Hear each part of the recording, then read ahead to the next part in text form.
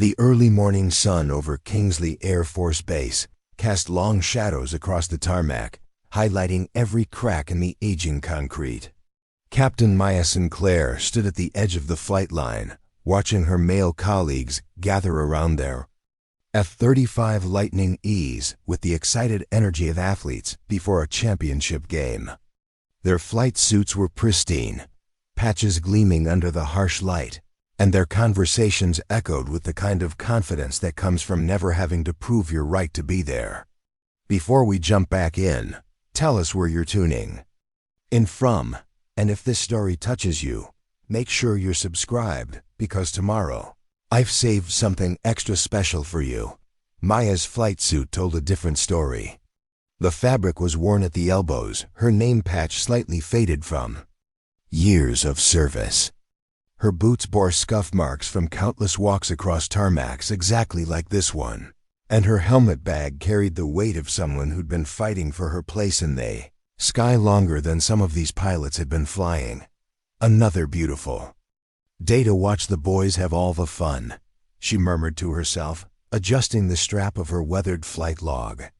The irony wasn't lost on her. She was one of the most qualified pilots on the base, with more combat hours than most of her peers combined, yet she hadn't been assigned to a primary combat training exercise in 18 months. Across the tarmac, Colonel Richard Harmon stood with his back to her, briefing a group of male pilots near the newest F-35. His voice carried that particular tone of authority that came from decades of never being questioned. Remember, people. Harmon's voice boomed across the morning air. Today's exercise is about high-G maneuvers and quick decision-making under physical stress. This is what separates the elite from the merely qualified. I want clean, professional flying, no unnecessary risks. Maya almost smiled at that. Harmon had built his career on the belief that women lacked the physical capacity to handle extreme G-forces, a conviction he'd managed to present as concern for safety rather than the prejudice it really was. She'd watched him systematically exclude female pilots from high-performance exercises while positioning himself as the guardian of proper flight standards. Near the command trailer, a small crowd had gathered around the assignment board. Maya approached slowly, already knowing what she'd find, or rather what she wouldn't find. The morning's flight roster showed 12 primary aircraft assignments, all going to male pilots who'd been getting the prime slots for months. Looking for your name, Sinclair. The voice belonged to Captain Jason Reed, one of Harmon's favorites. He was young, cocky, and wore the kind of smile that suggested he believed his place in the world was a birthright rather than something earned. Just checking the board, Maya replied evenly, maintaining her composure. Well, you might want to check the simulator schedule instead, Reed said with a grin that didn't quite reach his eyes. I think there's a virtual flight with your name on it in Building 5. Safer that way, right? No actual G-forces to worry about. Maya felt the familiar tightness in her chest, the feeling of being dismissed before she'd even opened her mouth. She'd been dealing with comments like Reed's for longer than she cared to remember, each one a small reminder that no matter what she'd accomplished, some people would always see her as biologically unsuited for the job she'd trained her whole life to do. Actually, she said quietly, I was hoping to get some airtime today. It's been a while since I've had a chance to demonstrate what I can handle. Reed followed her gaze toward the flight line and laughed. G-forces aren't about demonstration, Sinclair. They're about biological reality. The average woman's cardiovascular system just can't handle sustained 7G turns like we can. That's not sexism, it's science. The comment stung more than Maya wanted to admit, but she kept her expression neutral. What Reed called science was actually decades-old research that had been conducted on sample sizes too small to be meaningful and with equipment designed for male bodies. Modern studies showed far more overlap between male and female G-force tolerance than the old guard wanted to admit. That science is from the 1980s, she said calmly. Current research shows that with proper training and conditioning, women can handle the same G-forces as men. Some studies even suggest that women have advantages in certain high G situations due to shorter torso length and different blood pressure regulation. Studies, Reed corrected, versus actual combat experience. Maybe it's time to consider whether you're fighting a battle that biology already decided, Sinclair. Before Maya could respond, Harmon's voice cut across the tarmac. All right, people, let's get this briefing started. Primary pilots, you're with me. Support staff, Building 5 for simulator coordination. Maya watched as the chosen pilots filed into the briefing room, their conversations filled with anticipation and friendly competition. She wasn't invited to follow, wasn't asked for her input despite having more experience in high-G combat maneuvers than most of them combined. Instead, she was expected to report to a building where she'd spend the day monitoring simulator sessions and filing reports. As the last pilot disappeared into the briefing room, Maya stood alone on the tarmac. The F-35s sat in neat formation, their sleek designs promising speeds and maneuverability that would push a human body to its limits. The morning heat was already building, and she could see the shimmer starting to rise from the asphalt. She'd been patient for 18 months, waiting for someone to remember that she was still here, still capable, still hungry to prove herself in the air. But patience, she was learning, could become its own kind of prison. Preparing and narrating. This story took us a lot of time, so if you are enjoying it, subscribe to our channel, it means a lot to us. Now back to the story. Walking toward Building 5, Maya made a decision that would change everything. She wasn't going to wait for permission anymore. The next time an opportunity presented itself, any opportunity, she was going to take it. The concrete under her boots felt solid and familiar, but something had shifted in the way she carried herself. For the first time in months, Captain Maya Sinclair wasn't walking toward another day of being overlooked. She was walking toward the moment when she'd remind everyone exactly who they'd been ignoring. The simulator assignment felt like exile. Maya spent the morning running training scenarios for newer pilots, while the sounds of actual jet engines filtered through the building's walls. Each roar was a reminder of where she should have been, in a cockpit, running through pre-flight checks, feeling the familiar weight of a helmet and the anticipation of facing G-forces that Harmon insisted she couldn't handle. Technical Sergeant Zoe Chun approached her workstation carrying a tablet and wearing the expression of someone who'd been watching the same injustice play out for too long. You know this is complete garbage, right? Zoe said, setting the tablet down next to Maya's keyboard. The sergeant had been running the flight simulators for 12 years and had seen her share of politics, but Harmon's treatment of Maya was something that bothered her more each day. Maya looked up from her monitor. What's complete garbage? This, Zoe gestured around the simulator room. You sitting here running virtual flights while Reed and his buddies get their combat hours. I've seen your scores, Sinclair. I've seen your performance metrics from before Harmon took over this unit. You should be leading those exercises, not creating simulation parameters for them. The words hit deeper than Maya expected. It was one thing to feel overlooked. It was another to have someone else confirm that the situation was as unfair as it seemed. Harmon has his reasons, Maya said, though the words felt hollow even as she spoke them. Harmon has his biases, Zoe corrected. And his reasons usually involve keeping women out of the spotlight while making sure his favorites advance. The question is, how long are you going to let him get away with it? Through the simulator room's windows, they could see the flight line where ground crews were making final preparations. The F-35s gleamed under the morning sun, their surfaces reflecting the kind of precision engineering that demanded equally precise piloting. I heard something interesting this morning, Zoe continued, lowering her voice. One of the Air Force evaluators requested a specific demonstration for today's exercise. Apparently, Major Diane Lawrence from Pentagon Performance Standards has been raising questions about our high-G training protocols.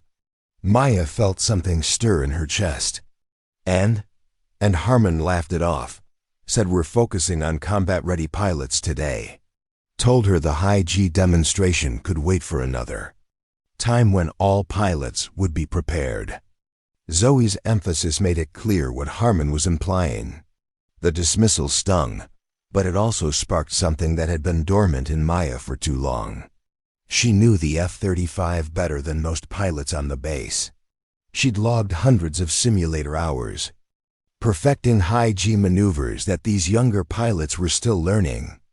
More importantly, she knew something that Harmon and his favorites didn't understand. G-force tolerance wasn't about gender. It was about training, technique, and the kind of mental discipline that came from years of fighting twice as hard. For half the recognition, Major Lawrence is flying what? Maya asked, just observing today. She's part of the team reviewing Air Combat Command's integration standards. Word is, she's been pushing back against some of the biological limitation arguments that keep showing up in training protocols. Maya set down her tablet and walked to the simulator room's windows. The flight line stretched out before her, the morning exercises about to begin. She had spent countless hours in these simulators, not just completing required training but pushing herself beyond what was asked, preparing for an opportunity that Harmon seemed determined to ensure would never come. The current high-G qualification. Records for this squadron are current, aren't they? She asked. Zoe's smile was slow and knowing. Completely current. In fact, I personally updated the database yesterday. Funny thing is, if someone were to check the actual performance metrics rather than just the assignment rosters, they'd find that you've consistently outperformed Reed and most of the others in simulated high-G scenarios. Zoe, Maya said quietly, what would happen if someone were to point out to Major Lawrence that the pilot with the highest G-force tolerance scores in simulation hasn't been included in today's demonstration? You understand, purely as a matter of ensuring complete evaluation data. Well, Zoe replied, as the technical officer responsible for maintaining accurate training records, I would be obligated to provide the Major with the full performance history for all qualified pilots, including simulation scores, physical assessment metrics, and G-suit qualification data. Maya looked at her assignment schedule, then at the flight line, then at the simulator room where she'd been spending too many days doing work that any junior technician could handle. The decision crystallized in her mind with sudden clarity. I think I need to take a break, she said. Take your time, Zoe replied. I'll handle things here. And Sinclair? Your flight metrics report is already compiled on this tablet. Might want to grab it if you're planning that break. Maya nodded and headed toward the door.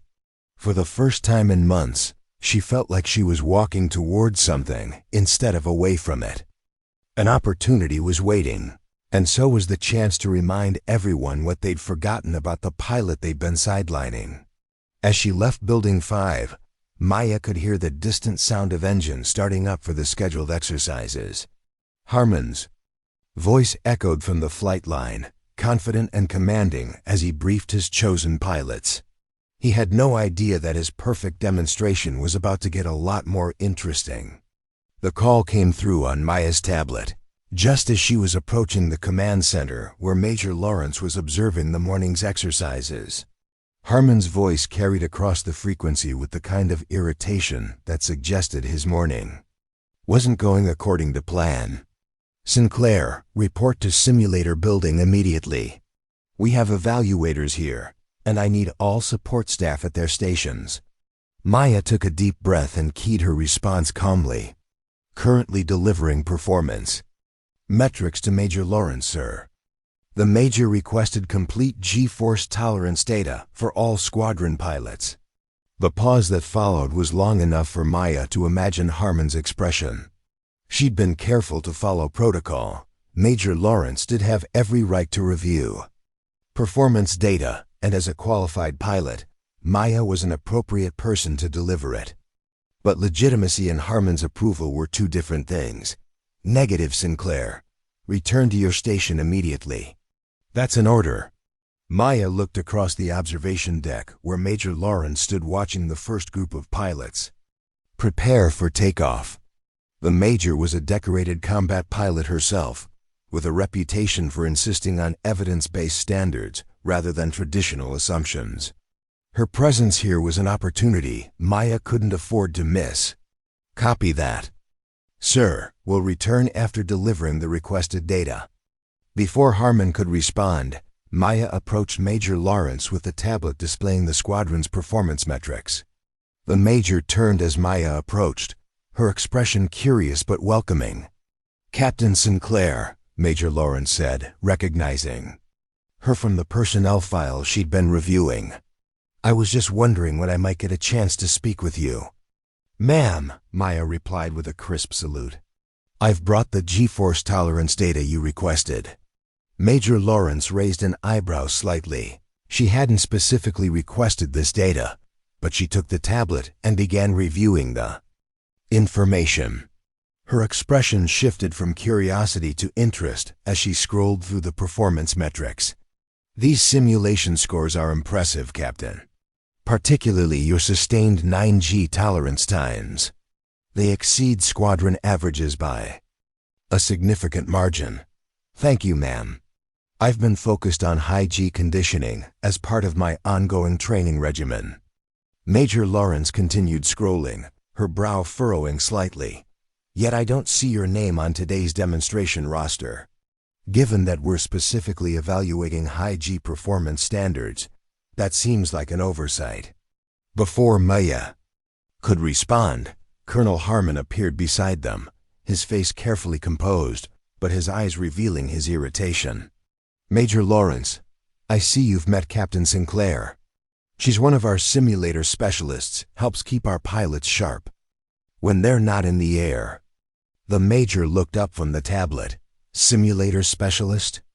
According to these records, Captain Sinclair has the highest G-force tolerance metrics in your squadron. Her simulation performance exceeds everyone on today's roster. Harmon's smile tightened. Simulations and actual flight conditions are quite different. Major, we've found that simulator performance doesn't always translate to real-world G-tolerance. Interesting, Major Lawrence replied. That contradicts our findings at the Performance Standards Division. Our data shows a 94% correlation between simulator metrics and actual flight performance when the simulations are properly calibrated. She turned to Maya. Captain, when was your last actual high-G flight exercise? 18 months ago, ma'am. And your performance evaluation from that exercise? Maya met Harmon's gaze briefly before answering. I completed all required maneuvers within specified parameters, ma'am. My G tolerance was rated as excellent. Major Lawrence turned back to Harmon, her expression professional, but her tone leaving no room for evasion. Colonel, I'm here to evaluate your squadron's implementation of the new Air Combat Command Integration Standards. Those standards explicitly require that flight assignments be based on demonstrated capabilities rather than traditional assumptions. Harmon's jaw tightened almost imperceptibly. Major, today's demonstration was carefully planned to showcase our squadron's capabilities. Changing the roster now would create unnecessary complications. On the contrary, Colonel, including your top-performing pilot would enhance the demonstration considerably. Major Lawrence handed the tablet back to Maya. Captain Sinclair, I'd like you to participate in today's high-G maneuver demonstration. That is, if you're prepared for such an assignment without advance notice. Maya's heart raced, but her voice remained steady. I'm always prepared, ma'am. Harmon stepped forward, his expression now openly concerned. Major Lawrence, with all due respect, this is highly irregular. Captain Sinclair hasn't been part of our primary flight rotation for some time. There are protocols. There are indeed protocols, Colonel, Major Lawrence interrupted smoothly. Performance-based assignment protocols, which I'm here to evaluate. Captain Sinclair's metrics clearly qualify her for today's demonstration. She turned back to Maya. Report to flight prep immediately, Captain. I'll inform the flight controller of the roster addition. As Maya saluted and turned to leave, she caught a glimpse of Harmon's expression, a mixture of frustration and resignation that told her this battle was temporarily won, but the war was far from over. She would be flying today, but the consequences would come later. The walk to flight prep was the longest and shortest of Maya's life. Each step brought her closer to the opportunity she'd been denied for 18 months, but also closer to directly challenging the system that Harmon had carefully constructed. Technical Sergeant Chun was waiting when she arrived, holding a flight suit and a knowing smile. Heard the news, Zoe said, handing Maya the gear. Major Lawrence just authorized your participation in the high G demonstration. Apparently, she was quite impressed by your performance metrics. Maya took the flight suit, the material feeling both familiar and strange in her hands after so long. Harmon is going to make me for this later. Maybe, Zoe agreed. Or maybe Major Lawrence's evaluation will make him think twice about how he assigns flight duties in the future. She paused, her expression becoming serious. Either way, you've got one shot to show them what they've been missing. Make it count. As Maya changed into her flight suit, she could hear the chatter on the flight line through the prep room speakers. The first group of pilots was returning from their exercise, and the high G demonstration team was preparing for briefing.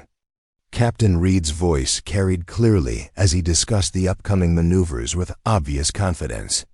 We'll be pushing up to 9 gigaseconds in the final sequence, he was saying. That separates the best from the rest pretty quickly. Maya closed her locker and checked her gear one final time. 18 months of simulator work, physical training, and waiting had led to this moment. She wasn't just flying for herself today, she was flying for every female pilot who'd ever been told that biology had already decided what they could achieve. As she stepped onto the flight line, the conversations around her faltered momentarily. As pilots noticed her flight suit and realized what her presence meant, Reed approached, his expression a mixture of surprise and disbelief. Sinclair? What's this? A guided tour of the flight line for simulator staff? Not today, Reed, Maya replied calmly. Major Lawrence has added me to the high G demonstration roster. Reed's eyebrows rose. You're joking. You haven't pulled serious Gs in what, a year? More? This isn't the place to shake off the rust, Sinclair. 18 months, Maya corrected. And I've been pulling 9 gigaseconds in the simulator 3 times a week since then. Some of us don't have the luxury of getting complacent. Before Reed could respond, Major Lawrence approached with Colonel Harmon and several other officers in tow. The colonel's expression was professionally neutral, but the tension in his jaw revealed his true feelings about the situation. Pilots, gather round, Major Lawrence called. We've made a small adjustment to today's demonstration. Captain Sinclair will be joining you for the high G maneuver sequence. Her performance metrics indicate she's more than qualified for the exercise. Reed exchanged glances with several other pilots, their expressions ranging from skepticism to outright disbelief. One of them, Lieutenant Walker, spoke up. Ma'am, with all due respect, we've been training as a unit for this demonstration. Adding a new pilot at the last minute creates unnecessary risks. I've reviewed the flight plan, Lieutenant, Major Lawrence replied. The maneuvers are standard air combat command protocols that all qualified pilots should be able to execute. Unless you're suggesting that your unit requires special preparation for standard maneuvers? Walker fell silent, but the damage was done. The implication was clear. They didn't think Maya could handle the physical demands of the demonstration. The old argument about female pilots and G-force tolerance wasn't being stated explicitly, but it hung in the air between them. Colonel Harmon stepped forward, his voice carrying the weight of his authority. Major Lawrence is correct. These are standard maneuvers that any qualified pilot should be able to execute. He turned to Maya, his eyes conveying a clear message. Captain Sinclair has assured us she's prepared for this assignment. I expect a professional demonstration from all pilots today. The briefing continued with Captain Reed outlining the sequence of maneuvers they would perform. The demonstration would culminate in a series of high G turns designed to showcase the pilot's ability to maintain control and precision while under extreme physical stress. As the pilots dispersed to their aircraft, Harmon caught Maya's arm. "Sinclair, a word." She followed him a few paces away from the others, already knowing what was coming. "You forced my hand with Major Lawrence," he said quietly. "That was inappropriate and unprofessional. Sir, with respect, I presented accurate performance data to an evaluating officer. There was nothing inappropriate about it." Harmon's eyes narrowed. "Listen carefully, Captain. You're getting your chance today because I can't refuse the Major's request without raising questions I don't want to answer. But this demonstration involves pushing aircraft and pilots to their limits. If you can't handle it, if you show any hesitation or weakness, it will confirm everything I've been saying about female pilots and high-G operations." Maya met his gaze steadily. "And if I perform at the same level as the male pilots, sir, or better, then I'll have to reconsider my position, won't I?" Harmon replied, though his tone suggested he considered this outcome highly unlikely. "Prove me wrong, Sinclair. If you can." As Maya walked toward her assigned F-35, she felt the weight of what was at stake. This wasn't just about getting back in the air or proving Harmon wrong. It was about challenging a system of assumptions that had been used to keep women out of combat roles for decades. Every female pilot who came after her would either benefit from her success today or have to overcome the additional barrier of her failure. The F-35 waited on the tarmac, its sleek design promising both speed and the punishing G-forces that came with it. Maya completed her pre-flight checks with methodical precision, her body remembering every step despite the months away from actual flight. The familiar routine calmed her nerves and focused her mind on the challenge ahead. As she sealed her canopy and prepared for takeoff, Maya glanced toward the observation deck where Major Lawrence stood watching. The Major gave her a small nod. Not exactly encouragement, but acknowledgement. Today wasn't about special treatment or lowered standards. It was about proving that the standards themselves had been based on false assumptions. Maya's radio crackled to life with the voice of the flight controller. "Viper 3, you are cleared for takeoff. Join formation at waypoint Alpha." She pushed the throttle forward, feeling the F-35's powerful engine respond immediately. As the aircraft accelerated down the runway, Maya felt a sense of homecoming that she'd been denied for too long. The G-forces of takeoff pressed her into her seat, a gentle reminder of what was to come. As the wheels left the ground and the F-35 climbed into the clear blue sky, Captain Maya Sinclair wasn't just taking back her place in the air. She was preparing to challenge everything Colonel Harmon thought he knew about what women could endure. Maya's F-35 sliced through the crisp morning air with practiced precision as she climbed to join the formation. The 5 other pilots were already in position, their aircraft arrayed in a perfect diamond pattern against the endless blue sky.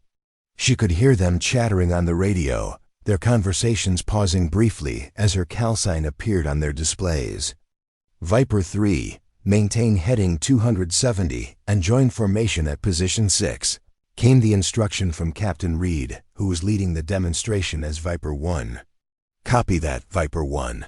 Heading 270 to position 6, Maya responded, keeping her voice professionally neutral despite the adrenaline coursing through her body. As she maneuvered into position, Maya could feel the eyes of the other pilots on her aircraft. For 18 months, she'd been the person watching from the ground or monitoring from simulators.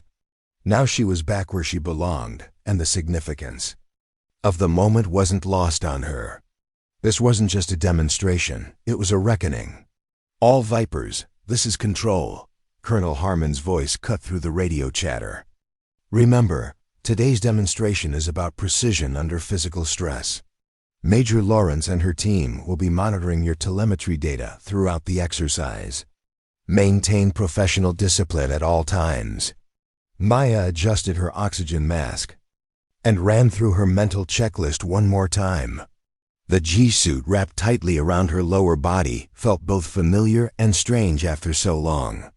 She'd spent hours in the gym maintaining the specific muscle tone needed to combat the effects of extreme G-forces, but simulation was never quite the same as reality. All Vipers, prepare for demonstration sequence, Reed called.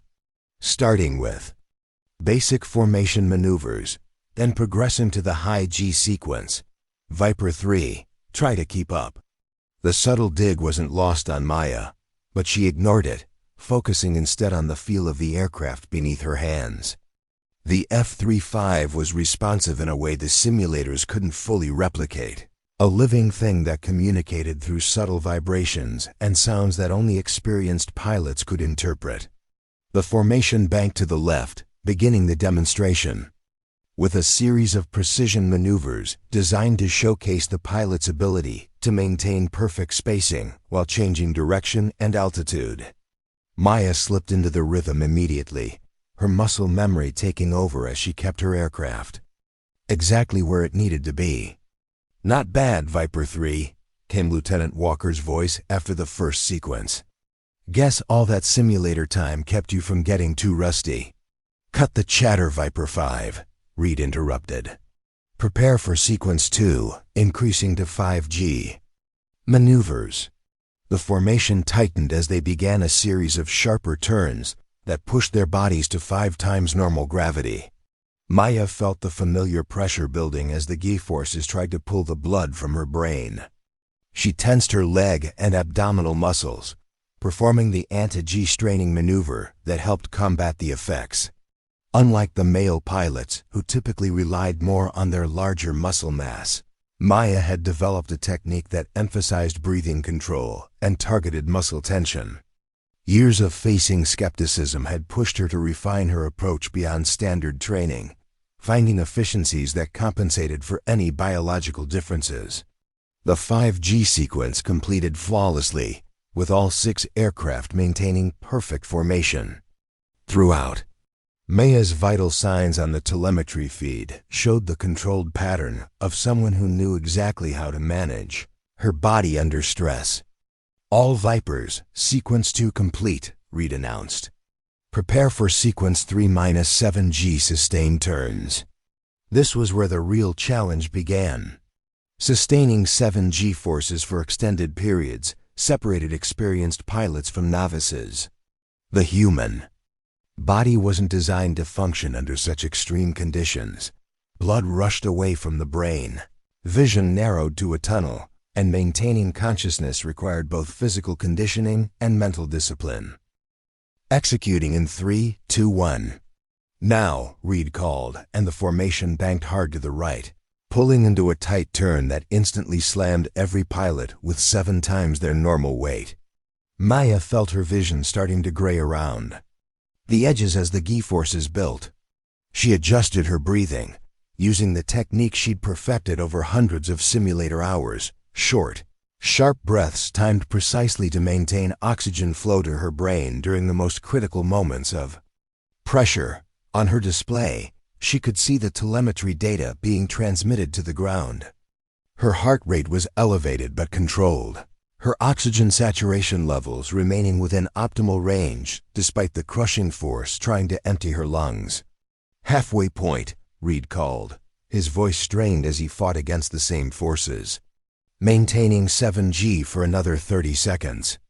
Maya's muscles burned with the effort of resisting the G-forces, but she kept her aircraft perfectly positioned. The simulator sessions had been brutal, but they had prepared her for this moment. While the other pilots relied primarily on their G-suits and physical size, she had developed a more comprehensive approach that integrated breathing, muscle control, and mental focus. "Sequence 3 complete," Reed finally announced as they leveled out.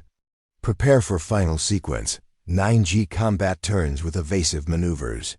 There was a moment of tense silence on the radio. The 9G sequence was the pinnacle of the demonstration. The point where human physiology was pushed to its absolute limits. At 9G, a 150-pound pilot effectively weighed 1,350 pounds. Blood became nearly impossible to pump upward to the brain, and even experienced pilots risked losing consciousness if their technique wasn't perfect. Viper 3, how are you holding up? It was Lieutenant Walker again, his voice carrying a note of genuine concern beneath the professional tone. Ready for Sequence 4, Viper 5, Maya replied calmly, though her heart was racing with anticipation. Colonel Harmon's voice cut in unexpectedly. Viper 3, this is Control. Your telemetry is showing elevated heart rate.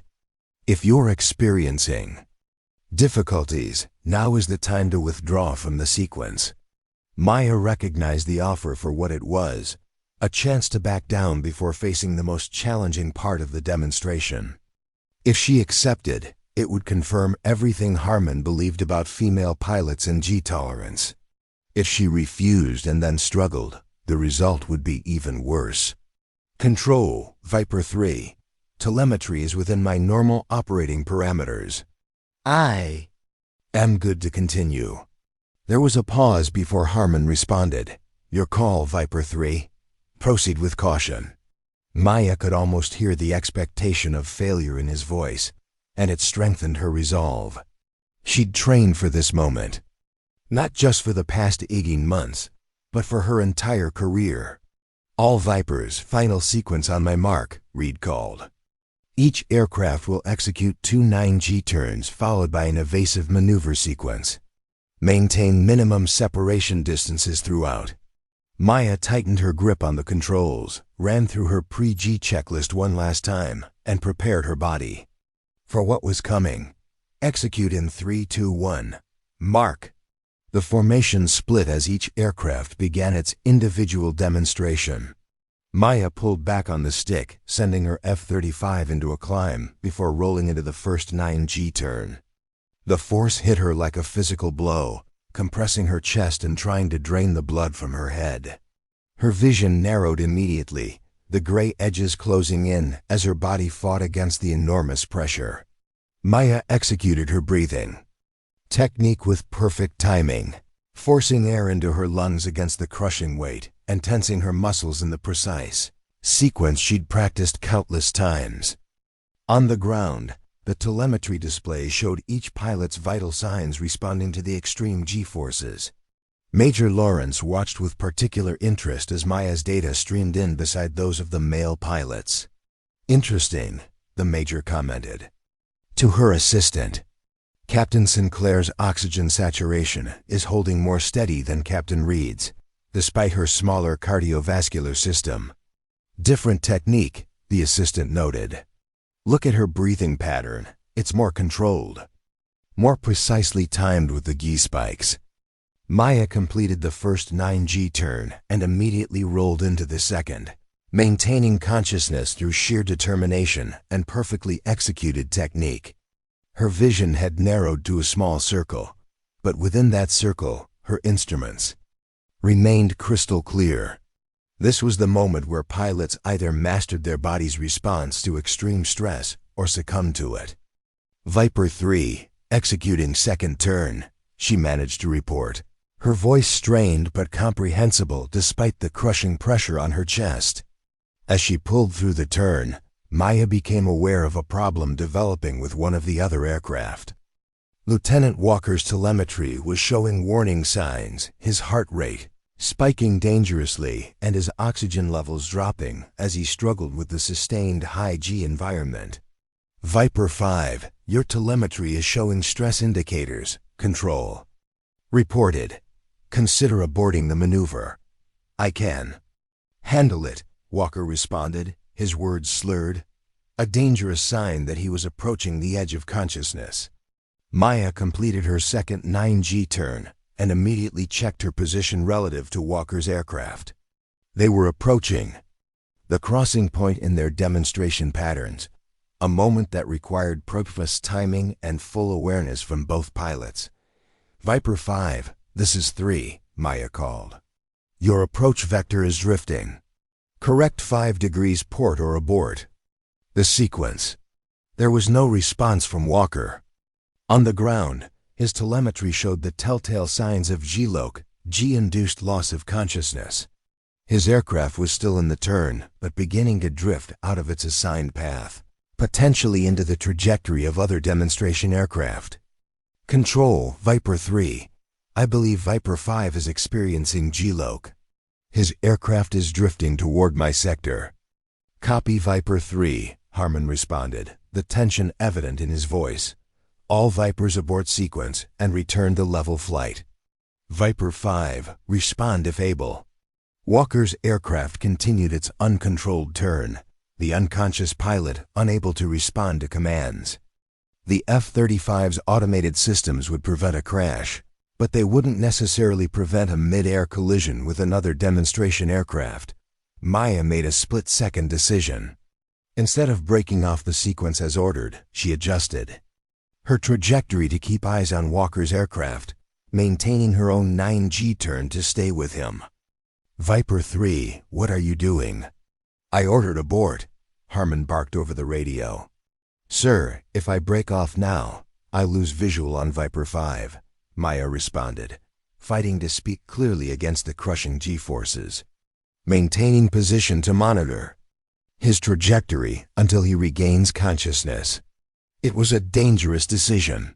Extending her time under 9G conditions pushed the limits of human endurance. But Maya knew that Walker would regain consciousness within seconds once his aircraft's path naturally reduced the G-load. The critical moment was now, ensuring that his unconscious drift didn't result in a collision. Viper 5's G-load is decreasing, she reported, watching his aircraft's turn begin to widen. He should regain consciousness in approximately 10 seconds. I'm maintaining visual contact until then. On the ground, Major Lawrence watched the telemetry with growing interest.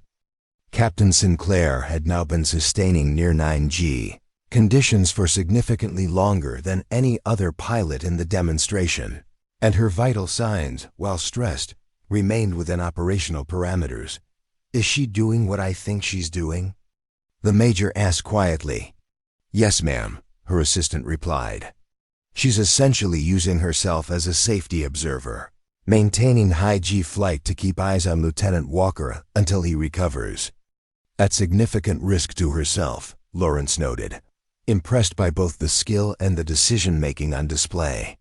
In the air, Maya felt her body approaching its limits. The extended high G exposure was taking its toll, her muscles screaming, with fatigue and her vision continuing to narrow. But she maintained her focus on Walker's aircraft, watching for the signs of recovered consciousness. Viper 5 is stabilizing, she reported, her voice now audibly strained. I think he's coming around. Moments later, Walker's voice came through the radio, confused but alert. Control, this is Viper 5. What happened? You experienced G-LOC, Lieutenant, Harmon informed him.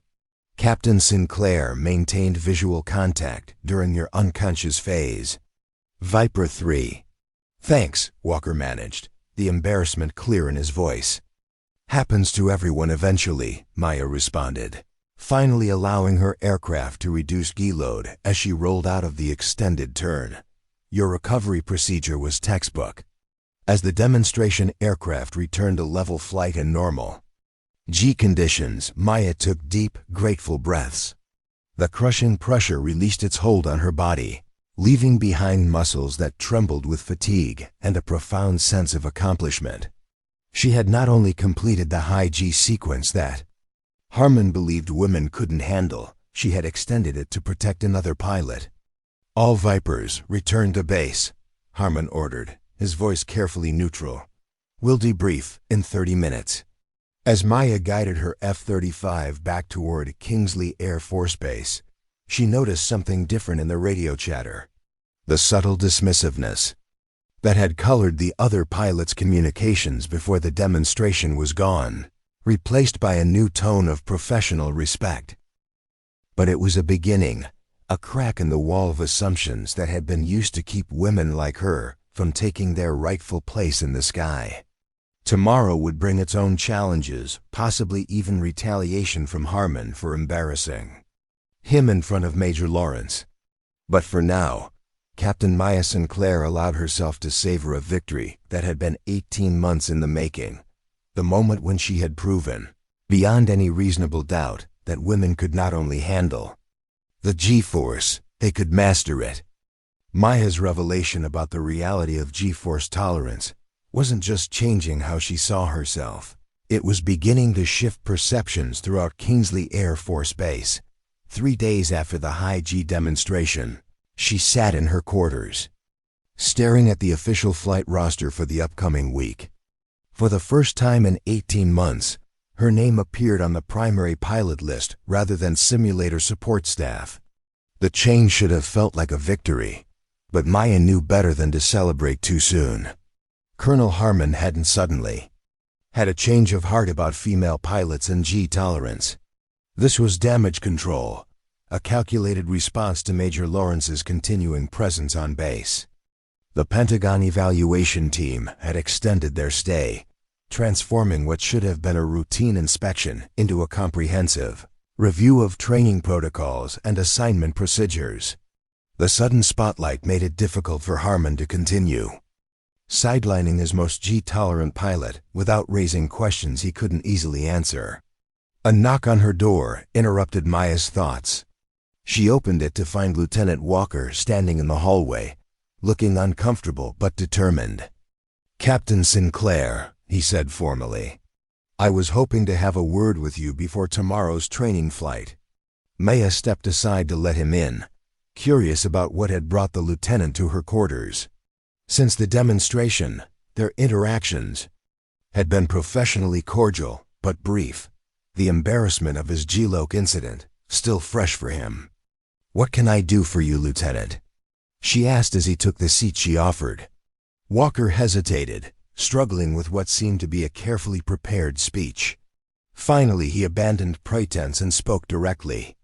"I've been reviewing the telemetry from the high G demonstration," he said. "Specifically, your breathing and muscle tension patterns during the 9G sequence. It's not what we were taught in flight school." Maya nodded, understanding immediately. Standard training focuses on techniques developed for male physiology, large muscle groups, sudden contractions, aggressive breathing patterns. "I found those approaches insufficient and developed alternatives." "That's putting it mildly," Walker replied. "Your oxygen saturation remains 7% higher than mine at peak G, despite..." He trailed off, embarrassed. "Despite biological differences in cardiovascular capacity?" Maya finished for him. "The key isn't raw strength, Lieutenant. It's precision timing and targeted technique." Walker leaned forward. "That's exactly why I'm here. Several of us have been discussing your approach, and we want to learn. Not just to prevent another G-Loc incident, but because your method clearly works better than what we've been taught." The request surprised Maya. 3 days ago, these same pilots had questioned her ability to handle the demonstration at all. Now they were coming to her for training. "Why me?" she asked directly. "There are G-force tolerance specialists on base who all teach the same techniques that failed me during the demonstration," Walker pointed out. "Besides, none of them maintained consciousness through an extended 9G turn while simultaneously monitoring another aircraft." "You did." Maya considered the request carefully. This wasn't just about technique. It was an opportunity to shift the conversation around female pilots and physical capabilities. "I'll help," she decided. "But this isn't something I can explain in a single session. Meet me at Simulator Building 5 tomorrow after our flight. We'll start with the fundamentals." After Walker left, Maya sat back and considered the implications of what had just happened. For 18 months, She had been treated as if she had nothing to contribute to combat flight operations. Now, because of one demonstration flight, pilots who had previously dismissed her were seeking her expertise. It was a beginning, but only that. Changing Harmon's mind would require more than one successful flight or a few training sessions with junior pilots.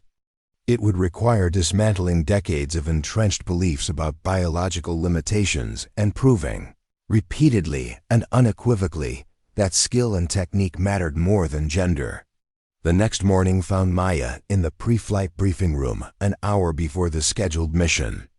She wanted time to review the flight plan without the distraction of other pilots, particularly Captain Reed, whose attitude had shifted from outright dismissal to grudging respect, tinged with resentment. "Early start, Captain?" Maya turned to find Major Lawrence entering the room, carrying a tablet and wearing the evaluator's patch that had become a common sight around Kingsley over the past few days. "Just reviewing the mission parameters, ma'am," Maya replied, standing to attention. "At ease," Lawrence said, taking a seat across the table. "I've been looking at some interesting data from our ongoing evaluation. Care to hear about it?" "Of course, ma'am." The Major activated her tablet, bringing up a series of performance charts.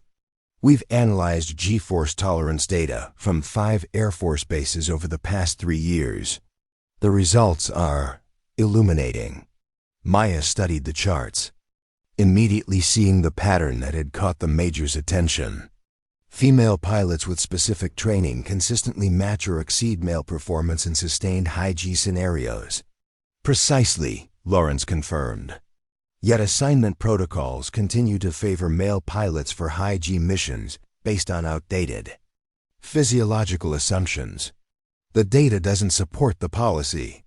"Changing policy is difficult, ma'am," Maya observed, "particularly when the people writing it have spent their careers believing in certain biological truths." Lawrence smiled slightly. "Which is why we need more demonstrations like yours, Captain. Data changes policies eventually, but performance changes minds immediately." Before Maya could respond, the briefing room door opened as Colonel Harmon entered, followed by Captain Reed and the other pilots assigned to the morning's training mission. The colonel's expression tightened momentarily when he saw Maya and Major Lawrence deep in conversation, but he quickly masked it with professional detachment. "Major Lawrence," he acknowledged, "I wasn't aware you'd be observing today's briefing." "Last-minute decision, Colonel," Lawrence replied easily. Captain Sinclair was kind enough to provide some context for today's mission parameters. Harmon's gaze flicked briefly to Maya before he moved to the front of the room. "Then let's get started. Today's training mission involves simulated combat scenarios in the Sierra Range. We'll be practicing high-speed interceptions with variable G-force requirements." As Harmon outlined the mission details, Maya noticed something significant in the flight assignments. For the first time since he'd taken command, Harmon had placed her in a lead position for one of the combat scenarios, a high-difficulty interception that would require executing precisely the kind of high-G maneuvers that had been the focus of the recent demonstration. "Captain Sinclair will lead Blue Team for Scenario 3, Harmon announced, the words clearly difficult for him to say. "Captain Reed will lead Red Team. Both teams will simulate opposing forces with full tactical freedom within safety parameters." Reed glanced at Maya, his expression unreadable. Being placed in direct competition with her was clearly not what he had expected from today's assignments. "Questions?" Harmon asked, scanning the room. Lieutenant Walker raised his hand. "Sir, Scenario 3 involves sustained high-G interception patterns. Are there specific protocols you want us to follow regarding G-force management?" The question was innocent on its surface, but Maya recognized it for what it was, an opportunity for Walker to publicly acknowledge the value of her techniques. She caught his eye briefly, seeing the subtle support in his expression. Harmon hesitated, aware of Major Lawrence watching the exchange with interest. Each pilot should employ whatever G-tolerance techniques they find most effective within safety parameters. He finally responded, the neutrality of his answer a far cry from his previous insistence on standard approaches. As the briefing concluded and the pilots moved toward the flight line, Reed fell into step beside Maya. "Looks like you've got yourself a student," he commented, nodding toward Walker, who was walking ahead of them. "Several, actually," Maya replied. "Lieutenant Walker has arranged a session on G-force tolerance techniques after today's flight. You're welcome to join if you're interested." Reed's eyebrows rose slightly. "Teaching your competition how to beat you. Bold strategy, Sinclair." "It's not about competition, Reed. It's about making better pilots."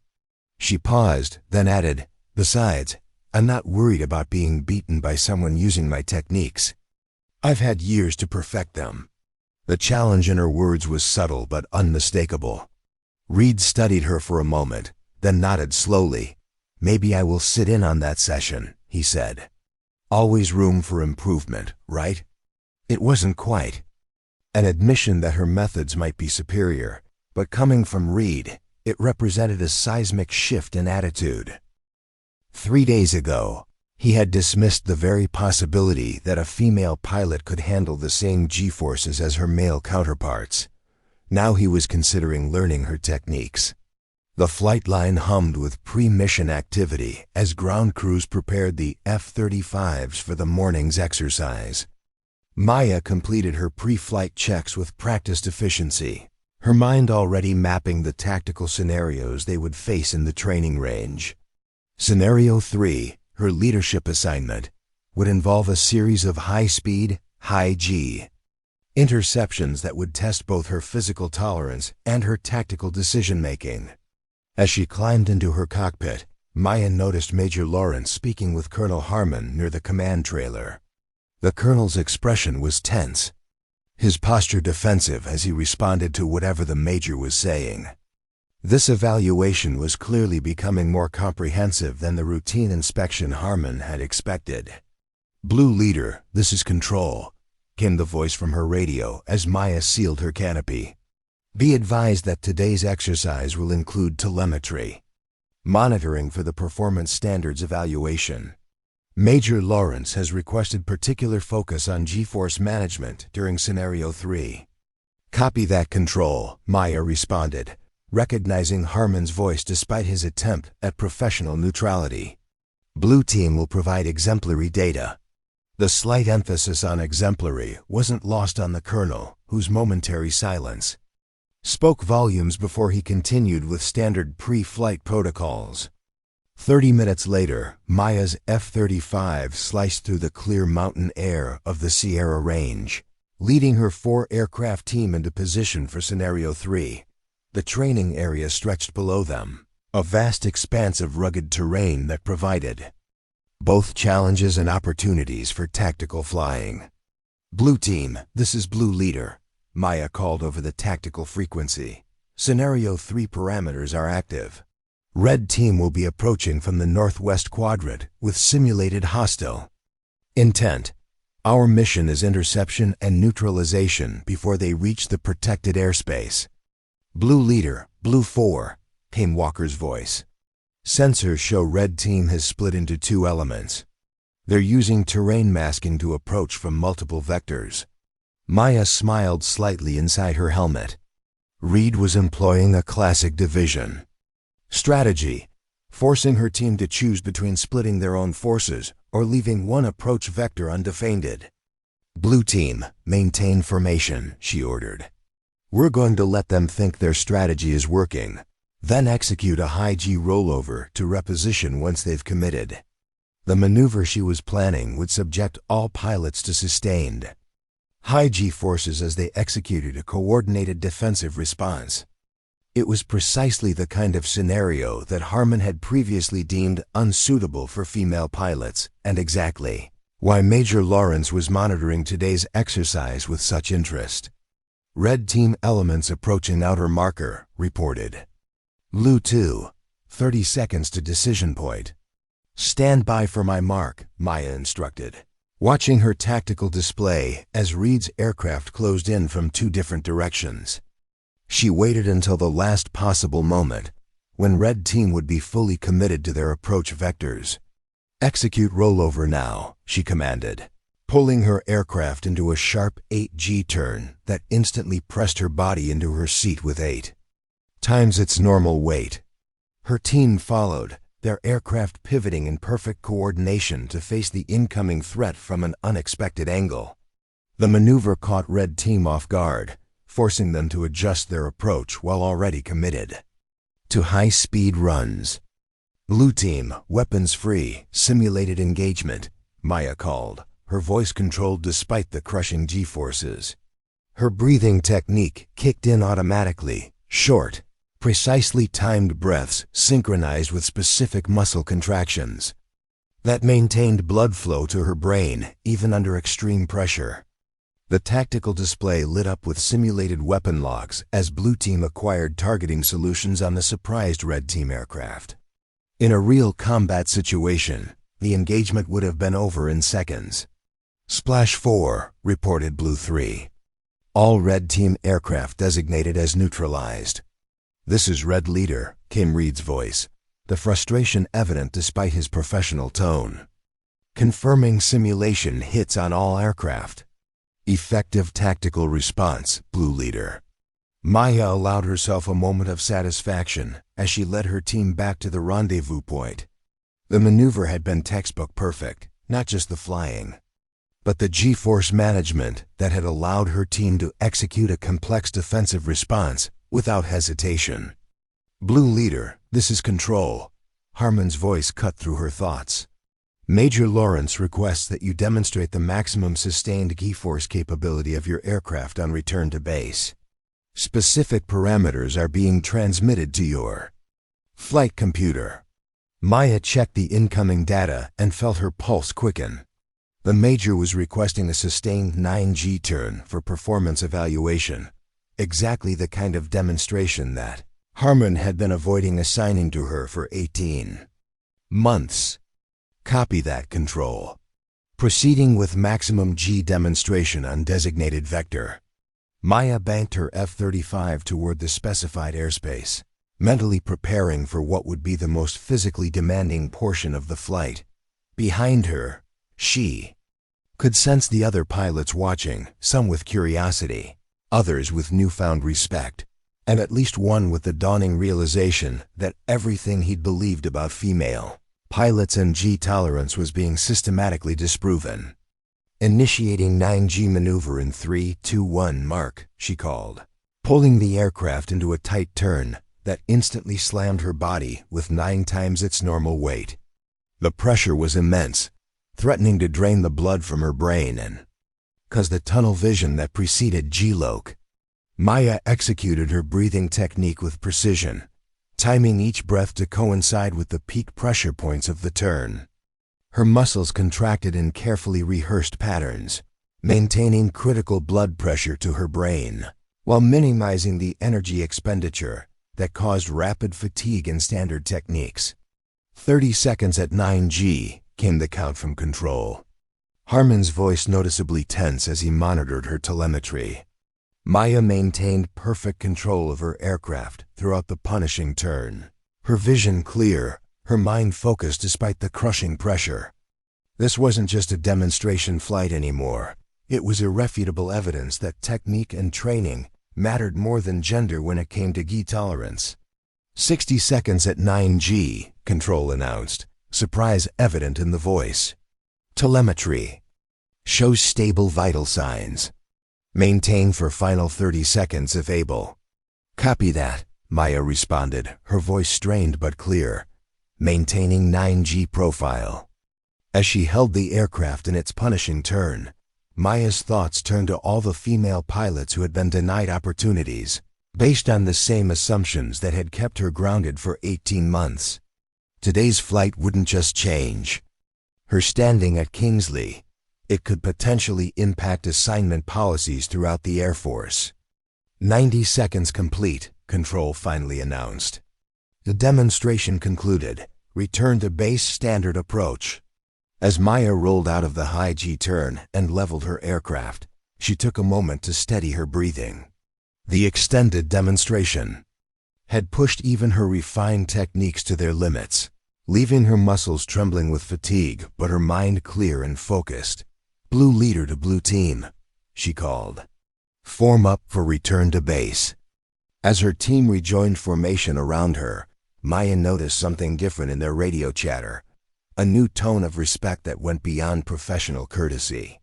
She had not only outflown Red Team tactically, but had then demonstrated tolerance, capabilities that most of them had never witnessed before. "Blue leader, Blue 4, Walker's voice came through her headset. "That was the most impressive sustained high G demonstration I've ever seen. How are you feeling?" "Ready to do it again if necessary, Blue 4, Maya replied with a smile in her voice. "But I think we've made our point for today." The debriefing room was unusually quiet when Maya entered after landing. The other pilots were already seated, but instead of the usual post-mission banter, there was a sense of expectancy in the air. Colonel Harmon stood at the front with Major Lawrence, both reviewing data tablets with intense focus. "Be seated, Captain," Harmon instructed as Maya took her place. "Today's exercise produced some remarkable data," Major Lawrence began without preamble, "particularly from Scenario 3 and the subsequent G-force demonstration." She activated the main display, showing side-by-side telemetry from multiple pilots during the high G portions of the flight. Maya's data stood out clearly, her cardiovascular metrics showing greater stability and oxygen efficiency than any other pilots during equivalent G-forces. Captain Sinclair maintained full aircraft control during 90 seconds of sustained 9 G-forces, Lawrence continued. Her oxygen saturation remained within optimal parameters throughout, and her recovery metrics after the demonstration were exemplary. The Major turned to face the room directly. For context, the current Air Combat Command standard for exceptional G tolerance is 60 seconds at 9 G with maintained aircraft control. Captain Sinclair exceeded this standard by 50%. The room remained silent as the implications sank in. Maya had not merely matched the performance expected of male pilots, she had significantly surpassed it. Furthermore, Lawrence added, Blue Team's tactical response during Scenario 3 demonstrated superior G-force management throughout the engagement. The coordinated rollover maneuver executed under Captain Sinclair's command was particularly noteworthy for its precision under high G conditions. Captain Reed shifted uncomfortably in his seat. As Red Leader, his team had been decisively outmaneuvered by Maya's tactical approach, a fact now being highlighted in front of the entire squadron. Colonel Harmon cleared his throat. The purpose of today's exercise was to evaluate our combat readiness and high G performance capabilities. All pilots performed within acceptable parameters, with some obviously exceeding standard metrics. It was as close to praise as Harmon was likely to offer, particularly given how thoroughly Maya's performance had contradicted his long-held positions on female pilots and G tolerance. Major Lawrence's evaluation team will be using today's data as part of their broader review of Air Combat Command training and assignment protocols, he continued. I expect all pilots to cooperate fully with any additional demonstrations or data collection they may request. As the debriefing concluded, and the pilots began to disperse, Major Lawrence approached Maya. That was quite impressive, Captain, she said quietly. Particularly given that you've been restricted from high G flight operations for 18 months. I had a lot of time to perfect my techniques in this simulator, ma'am, Maya replied. Lawrence nodded thoughtfully. Techniques that could benefit a great many pilots, regardless of gender. I understand you've arranged a training session to share your approach with Lieutenant Walker? Yes, ma'am. Several pilots have expressed interest. Including Captain Reed, I noticed, Lawrence said with a raised eyebrow. Quite a shift in perspective after today's demonstration. Before Maya could respond, Colonel Harmon approached. His expression carefully neutral. Major Lawrence, a moment of your time, he requested formally. Of course, Colonel, Lawrence agreed. Captain Sinclair, we'll continue this conversation later. I'm particularly interested in how your techniques might be integrated into standard training protocols. As the Major walked away with Harmon, Maya gathered her flight data for the upcoming training session. The day's events had created an opening, not just for her personally, but potentially for female pilots throughout the Air Force. The question now was how to leverage that opening into lasting change. Captain Sinclair. Maya turned to find Captain Reed standing behind her, his expression a complex mixture of professional respect and personal discomfort. Captain Reed, she acknowledged. Good tactical approach in Scenario 3, the terrain. Masking was particularly effective. Not effective enough, apparently, he replied with a hint of his old cockiness. Your rollover response was unexpected. That's the point of tactical innovation, Maya said. Standard responses lead to predictable outcomes. Reed nodded slowly. Like standard assumptions about G-tolerance leading to predictable assignment patterns? The question surprised her. It was the closest Reed had come to acknowledging that his views on female pilots might have been based on flawed premises. Exactly like that, Maya agreed. Which is why I'm offering to share my techniques. G-tolerance isn't about gender, Reed. It's about approach, training, and the willingness to question conventional wisdom. Reed studied her for a moment, then extended his hand. I'll see you at the training session then. Apparently, I have some conventional wisdom that needs questioning. As Maya shook his hand, she realized that today's flight had accomplished something more significant than proving her own capabilities. It had created a crack in the foundation of assumptions that had limited not just her opportunities, but those of countless other female pilots. The real work was just beginning. Changing minds was harder than changing policies, and Harmon's skepticism wouldn't disappear overnight. But for the first time in 18 months, Captain Maya Sinclair wasn't fighting alone against entrenched beliefs. She had evidence, allies, and most importantly, a platform from which to demonstrate that when it came to handling G-forces, skill and technique would always matter more than gender. 6 months later, the morning sunlight streamed through the windows of the Advanced Combat Training Facility at Edwards Air Force Base, casting long rectangles of light across the polished floor. Captain Maya Sinclair stood before a group of 30 pilots, men and women from across all branches of the military, who watched her with the kind of attention reserved for someone whose reputation had preceded them. G-forces don't care about your gender, Maya began, her voice carrying easily through the lecture hall. They don't care about your background, your experience, or your assumptions. They care about one thing only, your technique. At the back of the room, Major. Diane Lawrence nodded approvingly. The 6 months since the demonstration flight at Kingsley had seen rapid changes to high-G training protocols throughout the Air Force, with Maya's techniques now being incorporated into standard curriculum. What had begun as a personal struggle against one commander's biases had evolved into something far more significant, a fundamental reassessment of how pilots were trained to handle extreme physical stress.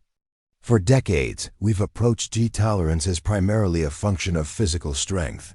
Maya continued, advancing to the next slide in her presentation. The standard anti-G straining maneuver, taught to generations of pilots, relies heavily on gross muscle tension and aggressive breathing patterns. It works, but at a tremendous cost in terms of energy expenditure and recovery time. She clicked to a slide showing comparative telemetry data from different pilots using various techniques. What I'm going to teach you today is a more integrated approach that emphasizes efficiency over brute force. The results speak for themselves. The data was compelling. Pilots using Maya's refined techniques maintained higher oxygen saturation levels and experienced less post-flight fatigue than those using traditional methods. More importantly, The improvement curves were nearly identical for male and female pilots, demonstrating that the approach effectively neutralized most physiological differences between genders. Captain Sinclair's techniques have been validated across multiple squadrons and aircraft types, Major Lawrence added, stepping forward to join Maya. The Performance Standards Division has documented a 34% improvement in sustained high G tolerance among pilots who have adopted this methodology, regardless of gender. The validation from the Major carried weight. Lawrence had become one of the driving forces behind the Air Force's renewed emphasis on evidence-based training protocols, rather than traditional assumptions. Her ongoing evaluation at Kingsley 6 months ago had expanded into a comprehensive review that had ultimately led to Maya's current position as Special Instructor for Advanced G-Force Management. Today's session will begin with the fundamentals of respiratory timing, Maya explained, gesturing toward the simulator pods that lined one wall of the facility. Then we'll move to practical application in the centrifuge, before concluding with actual flight demonstrations for those who are ready. As the pilots divided into groups and moved toward their assigned stations, Maya felt a surge of satisfaction. This wasn't where she had expected to be 6 months after challenging Colonel Harmon's assumptions about female pilots. She had anticipated a long, incremental battle for recognition and opportunity.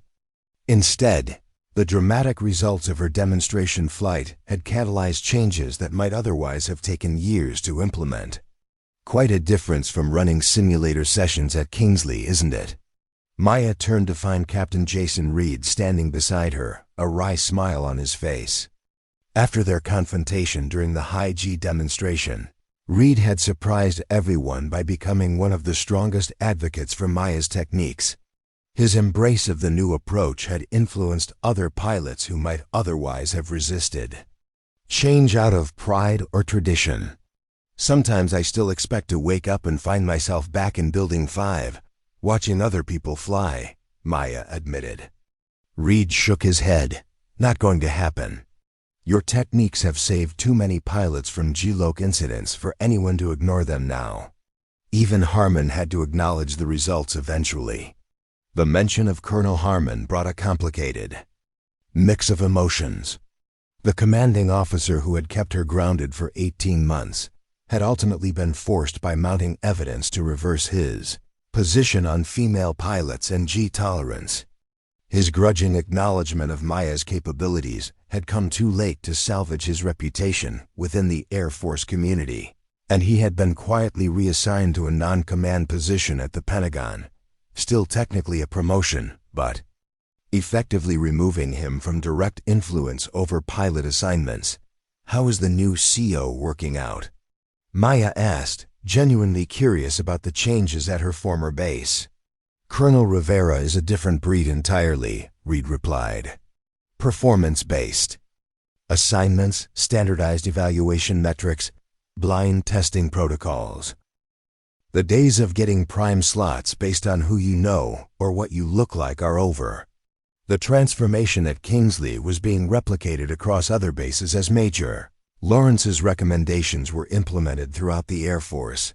The emphasis on demonstrated capabilities rather than traditional assumptions was creating opportunities for pilots who had previously been sidelined, based on outdated beliefs about physical limitations.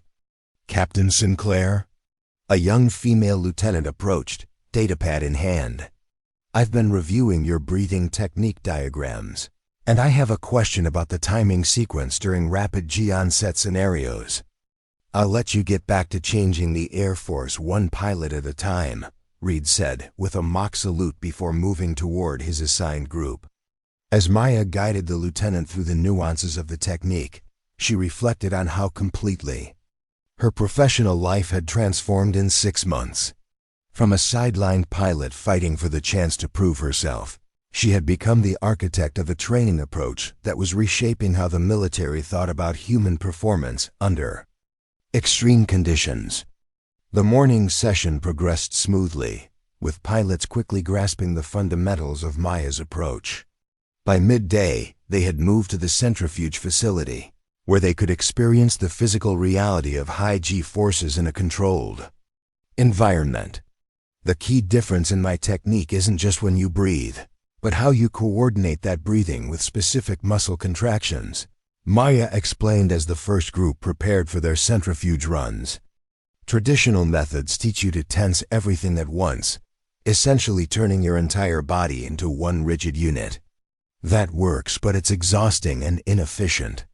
She demonstrated the alternative approach, a precisely timed sequence of targeted muscle contractions synchronized with carefully controlled breathing patterns. This approach maintains the same blood pressure to your brain, but requires significantly less energy expenditure. That means you can sustain higher G-forces for longer periods without fatigue. From the control booth, Major Lawrence observed. As the pilots took turns in the centrifuge, their vital signs displayed on large monitors for the group to analyze. The improvement was immediate and measurable. Even pilots with extensive high G experience showed better tolerance when applying Maya's techniques. Your approach is revolutionizing how we think about human performance limits, Lawrence commented during a brief break between groups. It's not just about G tolerance anymore. We're seeing applications for high-altitude operations, extended combat missions, even spaceflight training. The broader implications of Maya's work had begun to emerge as her techniques were adopted across different specialties. What had started as a personal quest to prove that women could handle the same G-forces as men had evolved into a methodology that was pushing the boundaries of what all pilots could achieve. I never expected it to go this far, Maya admitted. I just wanted the chance to fly the missions I was qualified for. Lawrence smiled knowingly. The best innovations often come from people who are simply trying to solve their own problems. You needed a better way to handle G-forces as a female pilot facing skepticism. In developing that solution, you created something that benefits everyone. As the afternoon progressed, Maya worked with each group of pilots, adjusting her instruction to address their specific challenges and questions. The diversity of the class was striking. Men and women from different branches, various aircraft types, and a wide range of experience levels. What united them was their eagerness to master techniques that could enhance their performance in the most physically demanding aspects of combat flying. Captain Sinclair, a moment? One of the female pilots, Lieutenant Commander Sarah Chun from Naval Aviation, approached as the final centrifuge group was completing their runs. Of course, Commander, Maya replied. I wanted to thank you personally, Chun said quietly. Not just for the techniques, which are clearly effective, but for what you've done for female pilots across all services. Your stand at Kingsley opened doors that many of us thought would remain closed for years. The comment caught Maya by surprise. She had been so focused on the technical aspects of her work that she hadn't fully appreciated its symbolic impact on other female pilots. I was just trying to get back in the air, she said honestly. And in doing so, you proved something that all the policy papers and diversity initiatives in the world couldn't accomplish, Chun replied. You demonstrated beyond any doubt that the limitations we've been fighting aren't biological, they're perceptual. That's changed everything. As Chun rejoined her group, Maya reflected on the ripple effects of her confrontation with Colonel Harmon. What had felt like a personal battle at the time had become something much larger, a challenge to fundamental assumptions about gender and capability that had limited opportunities for generations of female pilots. The day concluded with actual flight demonstrations, with Maya taking small groups of pilots up in F-35s to practice her techniques under real conditions. The desert sky above Edwards provided the perfect backdrop for high-performance maneuvers, with unlimited visibility and minimal air traffic to constrain their exercises. Blue flight, this is Blue Leader, Maya called as she led 4 aircraft through a series of increasingly demanding turns. We're going to execute a sustained 8G spiral climb on my mark. Remember the breathing sequence we practiced. Inhale at the onset, controlled exhale through peak G, timed inhale as we recover. The maneuver was executed flawlessly, all 4 pilots maintaining perfect formation throughout the punishing climb. Their telemetry showed the effectiveness of Maya's techniques: stable oxygen levels, controlled heart rates, and minimal strain indicators despite the extreme physical stress. Excellent work, Blue Flight.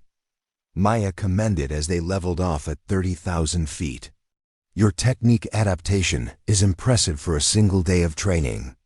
It makes such a difference, came the voice of Lieutenant Commander Chun, who was flying. As Blue 3, I've never felt so in control during high-G maneuvers. As they returned to base, the setting sun painting the aircraft in warm golden light, Maya felt a profound sense of accomplishment. The day's training session was just one of many she would conduct over the coming months, spreading her methodology to pilots throughout the military. Each pilot who mastered these techniques would not only perform better in combat conditions, but would become living proof that the old assumptions about physical limitations needed to be reconsidered. The debriefing room was filled with animated discussion as pilots compared experiences and observations from the day's training. Maya moved among them, answering questions and offering additional insights, while Major Lawrence observed from the periphery with evident satisfaction.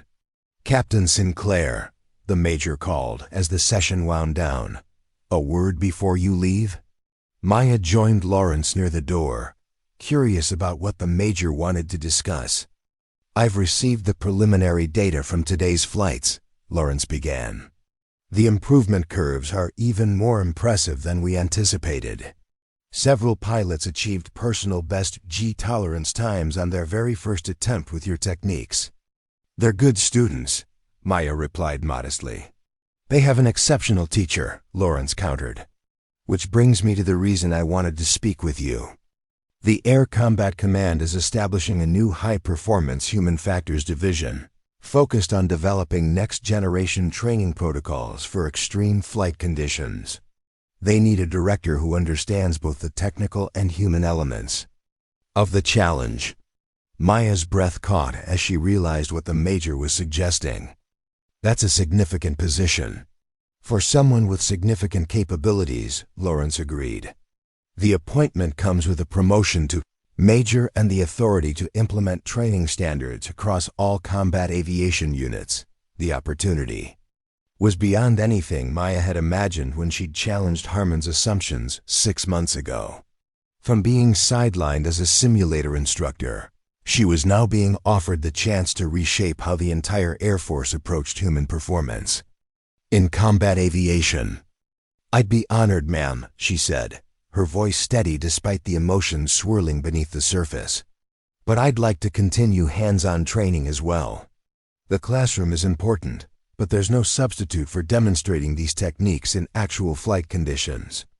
Lawrence smiled. "I expected nothing less. The position includes a standing authorization for regular demonstration flights. We want the director in the air, showing what's possible rather than just talking about it." As the pilots filed out of the debriefing room, many stopping to thank Maya for the day's instruction, she found herself reflecting on the journey that had brought her to this point. 18 months of being grounded, of watching less qualified pilots take the slots she deserved, of hearing the same tired arguments about biological limitations. All of it had forged in her a determination that went beyond personal vindication. "Quite a group you've inspired," observed Captain Reed, who had remained behind to help organize the next day's session. "I counted at least 6 pilots who came in skeptical and left converted." "People respond to evidence," Maya replied simply.